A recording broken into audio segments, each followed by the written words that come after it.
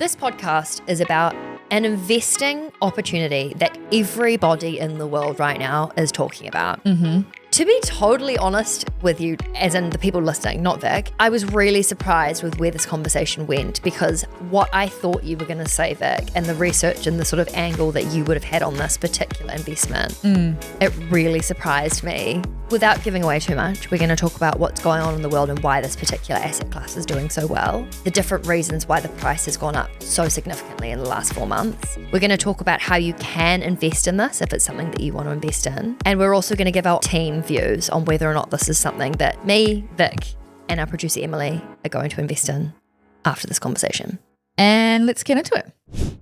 Okay, we are a live newsroom right now, reporting live. We're reporting live from London. There's been some very dramatic things happening behind the scenes. Now, we're not trying to scare you though. Sorry. I'm like, this is natural. This happened. This is No, it's more just like the behind the scenes from our perspective. So this episode we planned, God, I don't know, maybe 2 weeks ago. And I was like, guys, this is urgent. I was like, we need to get this out ASAP because who knows what could happen. And Okay, basically Vic is essentially like a psychic. Yeah, she's an investing absolute genius. So basically, no, seriously, I'm so embarrassed to re-listen to this episode. So basically, it's so funny because you have been at me being like, guess who's winning in the stock market comp? And I'm like, no, this sounds horrible. When I woke up and saw that headline, I was like, you're like, shame. Hey, bitch.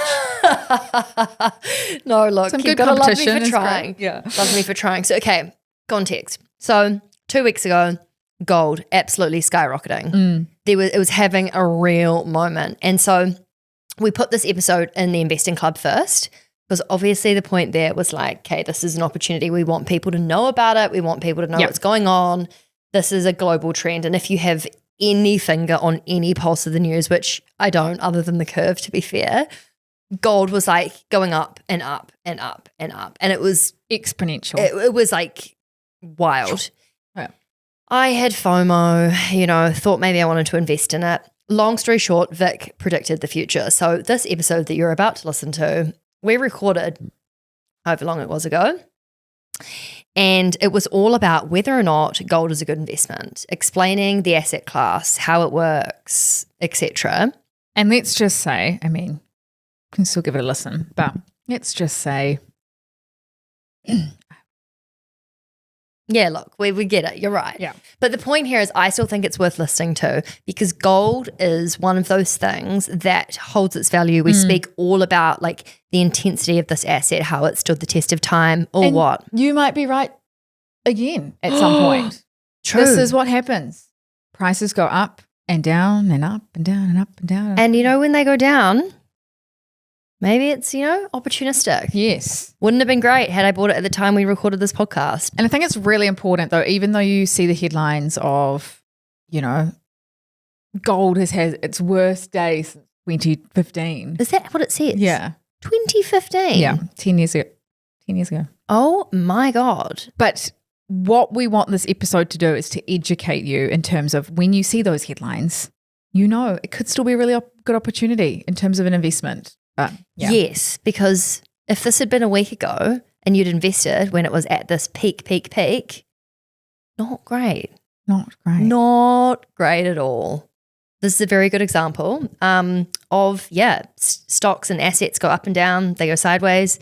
Round in circles. Yeah. And understanding at what point maybe you want to have something in your portfolio changes, right? Like exactly. Gold, I think, is still one that I want to invest in, but just take a long-term view. Yeah, we take a long-term view. Anyway, enjoy this episode. Congratulations. We need to get you some kind of a medal. Or maybe a gold medal. Oh, yeah. I could probably afford it now. Gold jewellery, anything, going down in value. It's getting cheaper by the day. Yeah, shit. Okay. Enjoy the episode. And if you have any questions about gold, please comment wherever you are listening to this podcast. Today's episode, I love that Emily's decorated the studio. We've got, I know. I would have rather like actual gold bars and gold jewellery. But sorry, does your salary not allow for you to go and buy proper gold bars?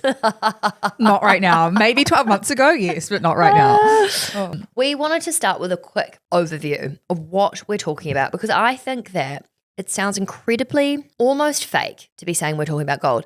The idea of investing in gold, or what gold is, it's like what you see in the movies. It's what you see in Gossip Girl in the safe, and they have all their bars of gold. You kind of don't think Pirates it's a real of the Caribbean thing. kind of Pirates vibes. of the Caribbean.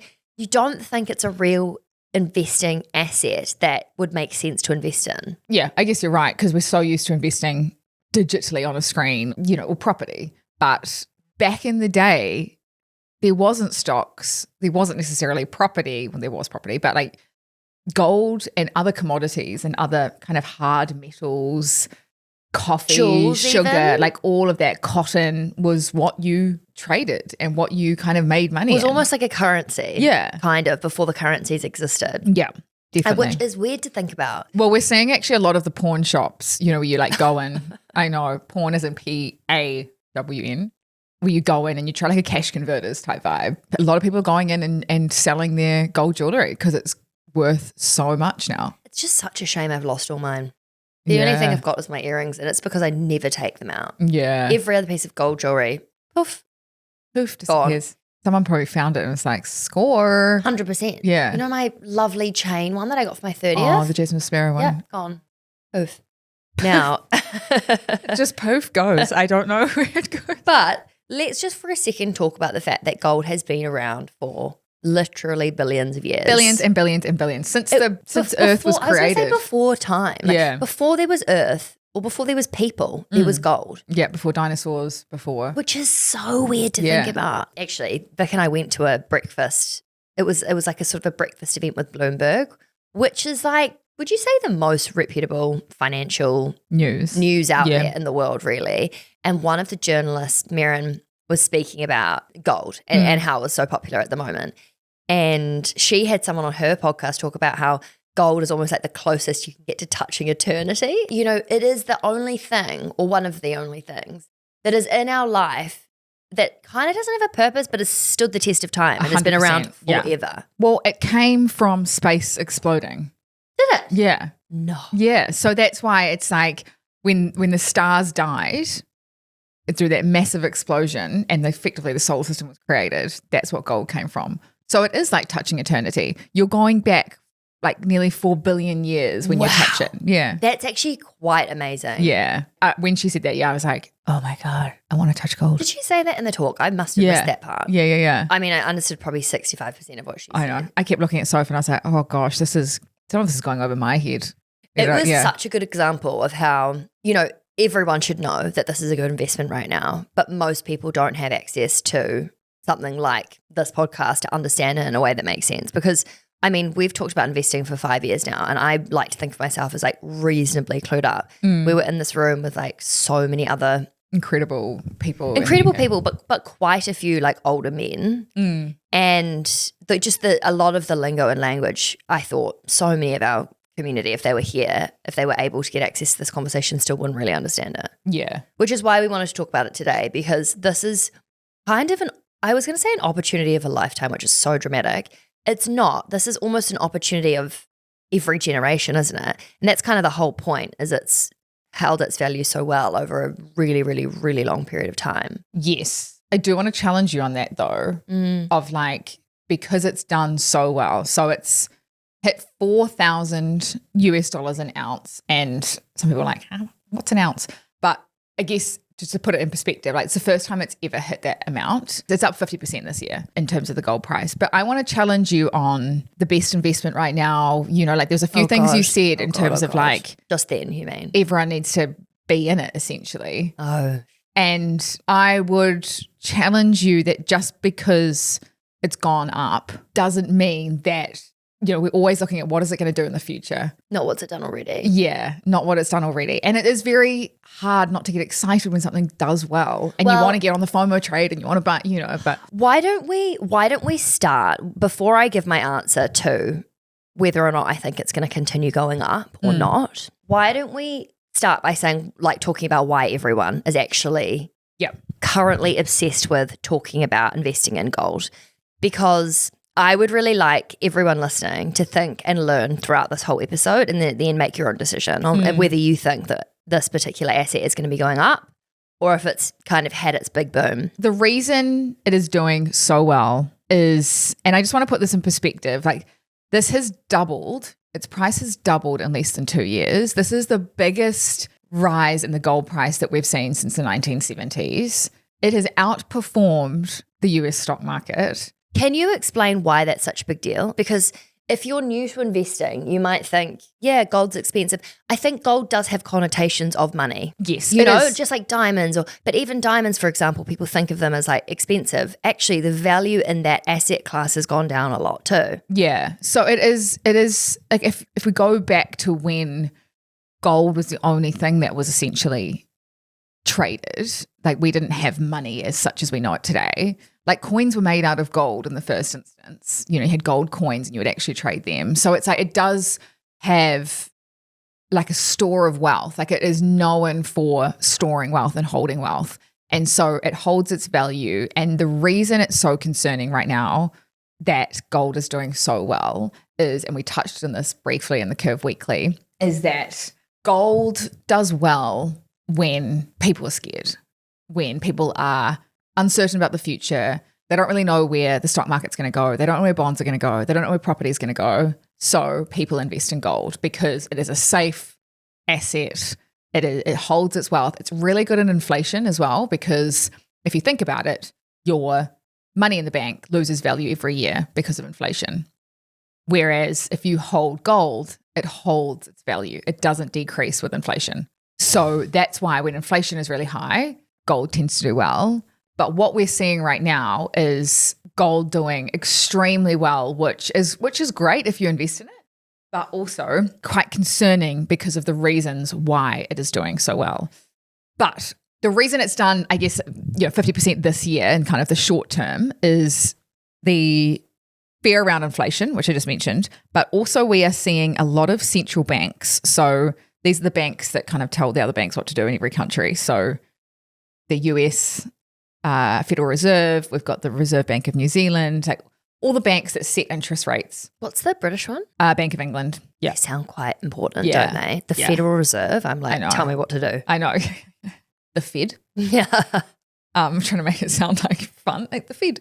No, But it does. It sounds like a movie. Yeah, like, yeah. Oh, The the Federal Fed's Reserve. coming for you. Yeah. Oh my it's God. like the LAPD or something. Yeah, the yeah, FBI. yeah. Anyway, they have been buying gold because of fears of inflation. So when you get the banks buying, they're buying big amounts as well. You've also got the US government shutdown that's going on at the moment. You've got all this political chaos with China and the US. Like there is a lot of things that people are like, you know what? The world is quite chaotic right now, and I'm just going to either add a little bit of gold to my portfolio, or some people might be like, you know what, I'm putting it all in gold because I'm scared shitless about the future. So we've kind of got this double whammy, and it all started off the back of the trade war, like the recent kind of rally, what we call like the recent run up in the gold price started in about April this year when the trade war broke out. Yeah. And is that, when you say the trade war, you mean you can't import your alcohol here? Fine, well, we won't do this. Like basically. Tit for tat, tariffs, all of that, China and the US, like, yeah. And that's when it started really taking off. Yeah. And I wish I knew this stuff in April. If I'd known that, I would have invested in it. But that's the thing, like hindsight. No, but surely you would have thought the trade war's happening. People will be freaking out. What is a good investment right now? You've said for 6 months that inflation is going to be going up and up and up because of the US. Surely you would have thought, gold. It's not that easy. I wish it was. Because every time there's like something slightly different, right? Every time the market sells off, it's because of something slightly different. And like even today we're seeing markets fall. But I'm sitting here going, well, markets recovered in April pretty quickly. So they're probably going to recover this time. Should I be buying? But then it could be something else that's underlying. It could be actually people that, you know what? AI boom is over and we're going to see an absolute capitulation. You never know. It's easy in hindsight to be like, we should have done this, we should have done that. But the other thing that we're now seeing happen is because gold has done so well, those people that haven't owned it. So, and when I say people, yes, I mean you and me, but I also mean... I own a bit of gold. Thank you very much. Nice. I know. In fact, I'm going to check how it's done right now. But I also mean corporates, institutions, pension funds, the people with big portfolios and a lot of money that they're managing. We're now starting to see this second wave, which is this FOMO trade of if you haven't owned gold, this year. Your portfolio has significantly underperformed your competitors, and so you are probably scrambling to now buy gold. Which is worse, isn't it? Yeah, I mean, you so don't then want to be you scrambling. get this like second wave up because you can't afford to not hold it. Does that make sense? No, I don't get that. Let's say Amazon. Let's say Amazon was absolutely roofing it. You owned Amazon, I didn't. All my clients, my investors would be like, Vic, why haven't you owned Amazon? Oh. Then I'll be underperforming compared to Soph. We're going to put our money with her unless you. It's just the worst time to be trying to buy it when it's high. But that's what leads to like the second wave, I guess. Oh, yeah. So is that what's happening right now? Well, or is it already we're happened? starting to see that happen because when such a large asset or such a large group of stocks, even like a sector of stocks or an asset gets to a level or gets to does so well, people start being like, oh gosh, okay, now I'm going to have to own it. I'm going to have to buy it at this level because I can't afford not to own sucks. it. Yeah, so you get this FOMO trade. That's not clever. No. I'm surprised that they even give in to the pressure of that because it's literally the opposite of, I know we're not meant to buy low, sell high, but if you're an active investor, that is exactly what you're trying to do. It feels very weird that people would all of a sudden be buying at the top of the market. Yeah. Well, is it the top, I guess is the question, right?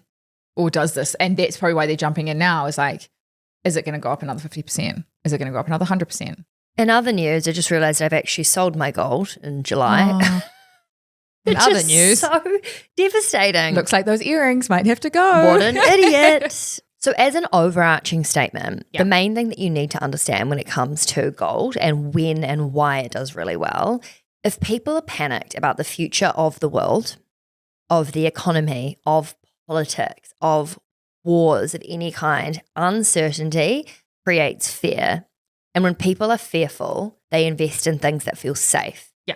And that is why gold is such a safe investment right now because people are really scared about what is happening. And I think that that's such a good yardstick. And like we'll come back to this at the end of this episode. But for me, that is the main reason why I feel like we haven't seen the end of gold going up in terms of value because I think for the next however long Trump's in power, everyone is going to be terrified. I think the amount of wars that are happening around the world right now everything just feels so unstable. Yeah. I think AI, as much as there is so much growth and positive trajectory in terms of like how much businesses are worth, I still think it's creating a lot of fear. And I think that in general, I know we say this every year, like even when COVID was happening and we were all like, no one's ever felt this scared. It's like, no, I feel like the last 5 to 7 years, every year's, I wouldn't say gotten worse, but it's like short when I'm not feeling more positive about the state of the world. Yeah. And if we also look at Bitcoin's also done well off a similar, kind of off the back of a similar thing of people are fearing the financial system and that is such an interesting point. But Bitcoin is so new compared to gold, more people are heading to gold. Yes. So like when there is uncertainty, they both are kind of doing well, but Bitcoin was created so recently compared to gold. So there is this like revert back to prehistoric times. Yeah. Which makes sense. Yeah. It's so funny how far we've come and yet how easily we want to revert to comfortable, safe. It kind of gives me hope in humanity a bit and weird, like in a weird way because. No, I understand what you mean. Even all the technological advances, everything. The value is in what we've always had and always known. You run back to your mum when things get a bit scared. You get sick. All you want is chicken soup and your mum delivering You're like, I'm a big confident girl. And then it's like, I'm just going to run back to my safe haven. It's so true though. Yeah. And I feel the same actually. And I think your mention of Bitcoin is a really good one because what is happening particularly in the US is the main source of stress, I think, for a huge amount of the world. I know there's so many things happening everywhere, but the idea that people are kind of not trusting the systems that are in place has meant that something like a digital currency is really attractive and people have invested in it. It's exactly the same with gold. It's a physical currency. Yeah. So people are trying to head away from what is like most commonly used. And it's also like Bitcoin we've seen or in cryptocurrency, we've seen them go up and down, up and down, up and down. You know, like they have been quite volatile, and they haven't weathered a whole lot of really scary economic Long-term cycles. So chaos, whereas gold has stood the test of time literally since day dot. And so a lot of people are going to gold going, you know what, I'm just going to just chill here until all this chaos subsides, and then I'll come back out and go back into some more risky things like stocks. I don't know if you listened to this podcast I sent you, but I sent it to our producer, Emily. But it was almost saying money, or it's kind of not going to matter because things are going to be so dire that maybe we'll play a little clip to give context. It's now going to cost more and more and more to produce these fossil fuels. The irony is it's going to be the economy that's going to go down. Not the climate? It's not climate. Not climate. The economy is going to hit us first. We're not going to be able to afford the growth imperative that we've been living with. That system is going to collapse. You're going to need to know how to memorise phone numbers, how to get places. Yeah. Because there are going to be outages. It won't go down immediately, although Elon Musk owns 80% of the satellites up there. And if he just has a bad mood one day and he decides to turn the satellites off, like seriously, ATM machines, we won't be able to get money out. We won't be able to do this kind of thing. We won't be able to call anyone. We won't be able to use Google Maps to get somewhere. So start thinking about this. If you've got kids, send them to Scouts. Also, the billionaires who are building these bunkers, like, have they thought it through? And I interviewed somebody on my podcast about this who's an expert in this. No, they haven't, because when things are bad enough to go into a bunker, there's going to be no money. So how are you going to pay the bodyguards? And like the bodyguards are probably going to go, unless I can bring my extended family to this, luxury zone. No, and you've got no money. And, so what's going on here? And the pilots that they're expecting to fly them to the bunker when shit goes down, they're also going to go, I don't know, this is a skill set you don't have and it's my plane. I'm going to take my family. Yes. So there is no safe place within the individualist model.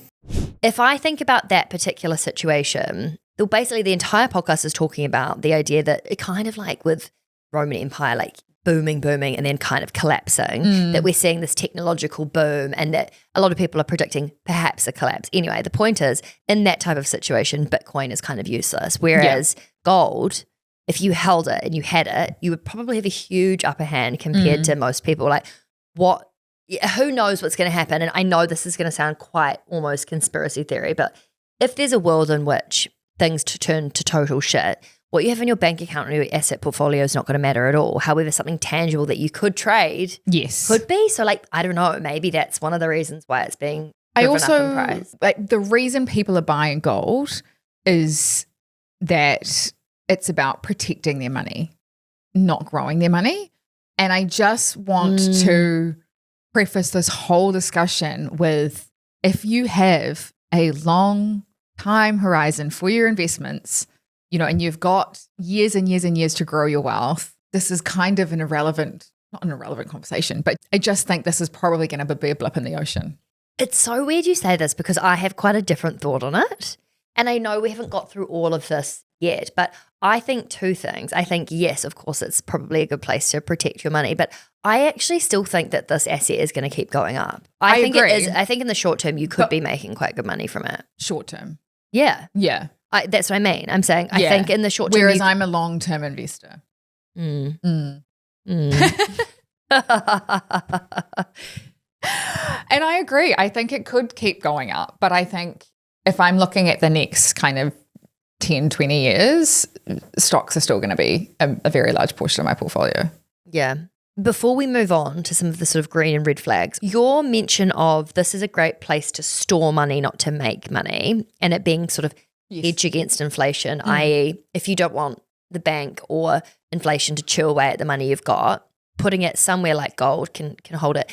Can you explain that a bit more? Why is gold protected from inflation? Because if we're going to see huge inflation potentially in the US based on all these tariffs, why is gold a place that people would be wanting to put their money to try and protect losing value of what they already have? Yes. So inflation essentially is like when inflation rises, the value of your cash falls. Like what you can purchase with, say, $1,000 at the beginning of the year versus the end of the year, if inflation is really high, is less. You can purchase less groceries than you did a year ago because the value of that money has decreased. I hate the I know. inflation explanation. It always confuses So me. if you went to the supermarket and you spent $1,000 on groceries, Got a party going on? Several bags of corn chips. you might be able to fill up 2 trolleys with I hope groceries. more, but yes. Whereas if you went a year later and say inflation was really high, the prices of all those things has gone up within that year, but you've still got $1,000. So even though the value, like the actual dollar value is the same, what you can purchase with that $1,000 has gone down. So you might only be able to purchase 1.5 trolleys. And we talk about this a lot. It's like you need your money to be growing at least at the rate of inflation. And that's why keeping it in the bank account is so bad, because it's literally, just think of these little critters that are eating away at your cash, but it still says that it's $1,000. So then, with gold, you buy, say, an ounce of gold for $4,000 US, that just the value of that, it holds its value. Why though? Because it's like an asset, like the stock price, for example. You know, that doesn't get impacted by inflation. It's impacted by the underlying earnings of the company. Okay. There is nothing, gold doesn't depend on earnings from a company. It doesn't depend on, like with bonds, you know, there's credit risk associated in terms of if the business goes kaput, you're not getting your money back. Whereas gold, it doesn't depend on anything. It's literally just supply and demand. And so because it's not used as a means of exchange, it's a store of wealth and of value, therefore it's where people head and store their money when money is losing its value. So, so are all assets outside of cash, i.e. holding it in the bank, also protected from inflation?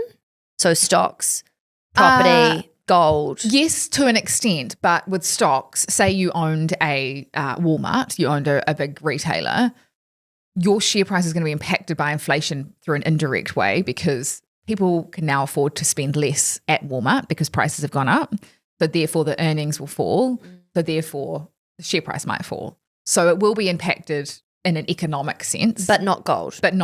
I mean, not as much, you know, like there'd obviously be people that might have less disposable income now, so therefore can't purchase gold, so therefore the price doesn't go up as much. Like everything's kind of interrelated. But over time, it has stored its wealth the most versus inflation of any asset. And with money, the government can just print more money. You can't just my God. You can't just create more gold. Yes, because there's a finite supply of gold. And to a point. There's always you can obviously mine it more, but generally it's scarce. It's not like there's an abundance of gold. There's a certain amount, which is why it drives the price up, because supply demand. And it's not tied to any country or government or anything. It's effectively its own kind of unregulated Bitcoin, but from the ages. I'm so on the gold bandwagon. Can we talk about what are the other reasons? I know that we've spoken about the reserve banks are buying gold. Everyone's scared about the world. What other reasons right now is it booming? The US dollar used to be like a very stable main currency that you would hold because of the US economy was such a dominant force. And so people would hold US dollars, like even, you know, emerging countries, for example, would hold US dollars. So like India, Brazil, like all of that would hold US dollars as kind of a safe currency. And then everything that's unfolding in the US right now is put that in a bit of jeopardy. And so you've got central banks all around the world buying, even the US central bank is buying gold because it's way more defensive and I guess predictable than and a store of wealth than the US dollar. God. So there's this move away from, I guess, traditional currencies into gold.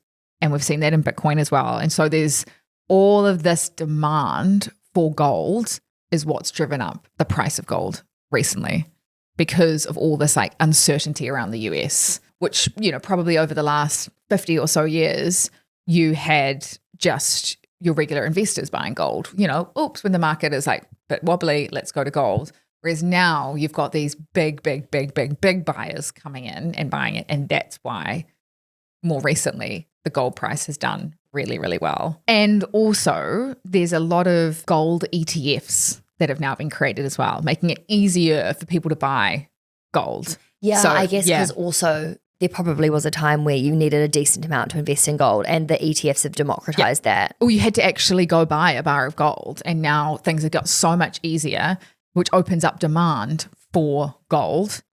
being able to just like plug in and buy a fraction of gold now Yeah. instead of a whole bar, and all of that has helped fuel demand as well. And then there's we're seeing so many really, really astute investors, billionaire investors come out being like, it's a great diversifier away from cash and bonds. When you've got billionaires saying stuff like that and you've got really astute investors, that's when you start getting this FOMO trade and people being like, yeah. Okay, right. So that's the piece where a lot of people are seeing, say, for example, Warren Buffett go and do something and they're just like, oh, well, I should do it because they are. Because they're So it's the knowledgeable, FOMO. they've got the experience. Okay. And also, we just had a conversation off mic about, whether or not we would buy gold. And I think that's a really good point that I just said, I say so myself, is that gold is a really good diversifier for cash and bonds. So if you are holding cash and bonds, or you have a large holding of cash and bonds in your portfolio, so you may be an older investor or you're closer to your investing goal, then yes, gold is probably a pretty good substitute or replacement for that type of asset. For stocks, I really struggle to not invest in stocks and put everything in gold, if that makes sense. Why is that? Because, so we were talking about this off mic because I have heard so much chat about gold lately to the point where I am seriously wanting to find money to put into gold. And I know that it's just the classic FOMO. But it's really interesting to me that you don't see it as an opportunity. I do, but like if I'm looking at my portfolio, I am wanting super spicy stuff. I am investing for the long term. I am wanting to invest in that stuff that's going to be super high returning, not the defensive, protect my money type of assets for my investing journey right now. A lot of older investors would have a higher percentage of their portfolio in defensive things like bonds, cash. Oh, and when you say defensive, you mean stuff that's not necessarily going to, they don't want to take the risk or go down because they want to use that money soon. Therefore, they want it to store its value rather than grow. Exactly. Right. So if I was investing on behalf of my child, I probably wouldn't put any gold in. They've got like 60 years until they retire. And do I really think that gold's going to outperform in the next 60 years versus stocks? No. Right. So that's where I'm coming from. So it totally depends on your investment horizon. Would you put a little bit? If I had some in cash and bonds, I probably would, but I don't. So I'm therefore saying I'm taking it out of my stocks and putting it into gold. Which you're saying you don't see them at outperforming stocks, so why would you bother? Is kind of your point. Yeah. So interesting. I think the whole preface of this conversation is that it depends on your investment time frame. Okay, so I think potentially what's happening here is I have FOMO. I'm having FOMO and I'm feeling like I want to invest in it because it's being talked about rather than it being a particularly good strategy. However, I do still genuinely think the world is like looking pretty scary. So if that's the case and if that continues to happen, gold could continue to go up. But remember, every asset and the price of every asset is a reflection of what's happening in the future. As in the current share price is the future prediction. Yeah. Any asset, it's all about the future outlook of the world. Which means that because gold is already high, everyone's already scared about the future. So that moment has gone. Yeah. So if that all kind of, I guess, happens, then people will be like, oh, cool, that's happened. I'll invest somewhere else. Yeah. Oh, bloody hell. I know. You need a crystal ball. It's super annoying. Yeah. I almost feel like the things that we need to be talking about are the stuff that nobody is talking about, right? Yeah. But this is why it's like, it's just such a tried and true investing strategy is to try and not get caught up in all the stuff that's in the news and everything. And just, if you want to start investing in gold, go for it. But chip away, invest a little bit each month over the next 10 years. Don't go and put it all in now and then be like, Vic, why did it fall? Or I don't know if it's going to fall, but it could go up another 50%. I don't know. But I'm just saying, if you really think that you want some gold in your portfolio and you want to hold that for the long term and say you want it to be 10, 20% of your portfolio, then start chipping away and building up to that percentage. Like with any investment in stocks, right? It's like you dollar cost average, you invest in things over time. But then why, if you're saying the future share price, as in if we look at this graph and it's skyrocketed recently, yeah, why then do people still say gold is always a good investment? Because it might not fall back down to earth. It might continue to like grow 1, 2, 3% a year. I don't know. But because it's a preserver of wealth. So if you are trying to protect your money, not grow it, yes, in this instant it has grown, which is great. Could it fall or not? Yeah, it's fallen heaps throughout the last 50 years. That's such a contradiction. If you're saying it holds its wealth, then why is it fluctuating in price? It doesn't hold its price. It holds its value. If I look at those periods when it fell, the world was in a great place. So when the world's in a great place, gold generally does shit. Yeah. Well, not shit, but yeah, it doesn't do as well. Like if stocks are absolutely roofing it. Is it weird then that stocks are roofing it at the same time as gold, if generally the two are inverse? Yeah, and that's why there's so much else going on behind the scenes with gold right now in terms of like the central banks buying it and all of that. Right. Like it's kind of a bit of a It's like almost anomaly. like yeah. faux like doing well Yes. because there's so many things. It's not just the idea of people invest based on what's happening in the economy. It's all the other factors that Yes. are making it go up. Yeah. Okay. Because yeah, it's almost like how people say Bitcoin kind of does independently. It goes independently of the stock market. It's the same with gold. But like gold also doesn't pay you anything to hold it, right? It's all about the capital, the movement in the share price. Like it doesn't pay you interest, doesn't pay you dividends. It doesn't really pay you anything. So it's more about like that stability than actually growth.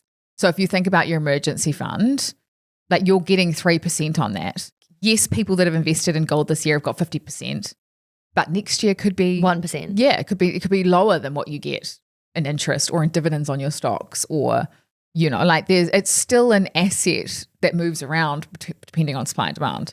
It's just right now there is a lot of demand for it. What do experts or professionals say percentage-wise gold should be in a portfolio? I think for if you've got like 10 years plus until you know, as your investing goal or in your investing time frame, it should only be like Hardly any. 5-10%. Yeah. If that really. Yeah. Whereas obviously if you're older, you want something that's like a bit more stable, a bit more a store of wealth. It's going to protect your portfolio. You should have a higher percentage, kind of like a bond in cash in terms of like where it sits on the risk spectrum. God, I'm still on the gold bandwagon. Every time I hear bond, I think vomit. Not for me. Not for me. I'm a long-term investor. I want spice. But for some reason, gold is, I'm like, I can't seem to get it out of my head. I don't know why. I think for me, I do want a bit of gold in my portfolio. I think that's what it's made me realize. It might not be that I need to go and put heaps in, but this is something I have totally overlooked and haven't put any money into. And I think that I should. And I want to. I guess to round that out is like gold, yes, it's doing fantastically well right now, but it is your safety net. It is not your moneymaker. And I think that's probably something to remember. The moneymaker is in the things like stocks. They're the things that have historically delivered, you know, over 10% return per year. But what if I think that gold's going to keep going up because the Then world's you should shitting have itself? 80% of your portfolio in gold. Are you taking the piss? No, but I'm like, if you genuinely do, like if you think, and that's kind of the whole preface of investing, right? It's like, what do you think is going to do well over the long term in the future? If you think it's going to be gold, then of course, like double down on it. I kind of do think If you think it's going to be gold. art, if you think it's going to be stocks, I if you think it's think going to I be property, want crypto and gold. go for it. I bet everyone listening is like, yeah, absolute idiot. Listen to the professional hon. And in the ways to do that, if you do want to, there's lots of gold ETFs, like I mentioned. There's now more ETFs than stocks in the stock market. And so there's been a number of new gold ETFs where you can buy a small slice. So we'll talk about this in the club. So if you want to know some good gold ETFs, we talk about quite a few in there actually. Like specific examples. Yes, yeah. Because I do think when there's a lot of ETFs, it can be quite overwhelming to pick just one. Yeah. Nice to be specific. What about actually just buying some cool jewelry? Yep. Does it have the same impact? Like if I was to go and buy a really beautiful, I don't know, bangle. Yeah. Bangle. Would it be a similar investment to buying an ETF? Like yes, it's just more value-wise? like harder to buy and sell it, right? It's not just clicking on the screen. Do you know what? I think that might be how I invest in gold. Yeah. I might not put it in something like an ETF. I might buy like You just a bracelet. can't lose it. Bro. I've invested all this money in gold, but I don't know where it is. So true. Sorry. I know you're right. I Yeah. actually think that's exact. I forgot for a second that Or I just can't like hold on to anything Keep that it I in a love. safe Yes, you can buy it, but just don't I wear was it. trying to get the best of both worlds where I Yeah. could wear it and also sell it. But let's be honest, it'll be lost. So don't do that. So I think the main points is that the reason the gold price is going up right now is because people are nervous. And that's, I hope, what you've gotten from this podcast is that, yes, it's great that the price of gold is going up, but the underlying reasons are what makes me nervous. And has that then changed the way you're thinking about investments? A little bit, yeah. It definitely does create some nervousness. I mean, I've got such a long-term view in terms of my portfolio that, I'm still investing, but as these things keep going up and up and up, whether it's the stock market, the gold price, Bitcoin, all of that, it does kind of feed into this really euphoric state, which when people think nothing can go wrong or everything's doing well, that's when things do go wrong. But that's why we invest, right? Is because prices move up and down, and that's when it creates opportunities. So I think it's healthy if we did get a fall in the gold price, or we did get a fall in stock prices or something like that. I think it's healthy. Before we end, I would really like to ask our producer, Emily, what her thoughts are on gold. And I also would like to hear from anyone else who's listening to this. Can you comment your thoughts on gold? Do you want to invest in it? Has learning about this made you feel FOMO, like you want to buy it? Or are you going to be sticking to more spicy stuff like shares? I actually would really love to know. Firstly, Emily, so for context, anyone that doesn't know, Emily is Gen Z. So she's got a very long time until she retires or is going to need her money. Because before we recorded this, Emily had said she'd also heard people talking about gold and it being this sort of like FOMO thing. She was wondering if she should invest in it. After having heard Vic talk about it, how do you now feel about investing in gold or not? So I was already invested in gold, not that much. What? Only about £100. And I did this a couple of months ago. And then I haven't been investing for quite a long time now. And when I heard all of this going on, I thought I need to put way more money in. It's going up. I was definitely getting some FOMO, wanted to jump on the bandwagon like so. However, now I feel, after listening to all of that, I feel a bit relieved in that I'm now like, okay, cool. I can invest the normal amount that I would usually be doing and not putting everything in. And it also makes me think, I guess I've had a bit of a mindset shift around. I kind of thought that gold and Bitcoin were similar and that there's so little of it. But now it's interesting hearing you say that it's more in the bonds and cash bucket. Yes. So I think my approach will now be keep on investing in it a little every month and don't get swept up in the hype. Don't make it like 80% of your portfolio. Yeah, but a little bit is good. Very astute. Okay, very good. If you're listening to this, please, can you comment? Are you on the gold bandwagon? Are you going to be increasing the amount that you invest in gold? Or do you think, is this not something you're particularly interested in? Would love to hear. I think I do want to invest more in Bitcoin though, and a little bit in gold, mostly stocks, but I do think I want a little bit. In something other than actual currency. Yeah. Yeah. Yeah, I like TBC. that. Yeah, what about you? I think I'm going to wait. Do you mean you might invest in gold but just not right now? Yeah, I think eventually I will invest in gold. I just don't think right now. I think I see way more opportunities in stocks. So you're doing the whole... But I'm not discounting like a small position, but it does scare me when something's gone up 50%. Well, it's literally the opposite of what we would talk about. Let's say that this was Apple. Yeah. And Apple had gone up and up and up. It's not really the time to be buying it, is it? Like when you bought Netflix, like when I bought Tesla, like it was Before when they really, went up. really great companies had a little wobble, not after they've gone up massively. Yeah. I'm reading between the lines here. Love it. I know you're not trying to give financial advice, but I can see what you're putting down. And if I'm wrong and I miss out on an incredible rally in gold, like not really going to bother me because I would have hopefully invested in other things that would have done just as well. Thank you for doing the research. No worries. I'm glad we had this conversation before I went and made any financial decisions. And I won't be buying a Cartier gold bracelet, even though I desperately want to. I mean, I would way rather invest in gold like that. Same. I've always said to myself, I want to buy myself a treat. I just feel like I don't think I'm giving Cartier right now, you know, like I think it would look very weird if I had that. But even if I think about that, if I think about the idea of having an engagement ring, for example, like if I was to get engaged, I cannot imagine having a diamond on my hand. Like, I it's feel like so yours would be weird to like me. hodgepodge of stones or something. Hodgepodge of Sorry. stones. No, like I mean like, Ow. or like real costume jewellery. I am so offended. No, because I by mean, that. it's like you're colourful and exciting. You know, there's like cool plastic ones. You know, Oh, there's a my brand that's like really God, cool. I'm so. I mean, like a real I'm funky, expensive, okay? a real funky, like Nah, cool. Yeah, I think it would be Original is If kinda I what was I'm saying. no, it would be like maybe I like yellow diamonds. I think yeah, they're really cool. sapphire. No, there's blue. No. I think I just can't imagine. My point is, I can't imagine wearing expensive jewelry, which I probably need to like do some visualization on. 'Cause I Yeah. think there's a bit of self-esteem issues happening there. And on that note, stunning. We'll wrap this Stunning. one up. If anyone wants to buy Sofa Sapphire, Oh yeah, the links in the podcast show notes. Yeah. The GoFundMe page.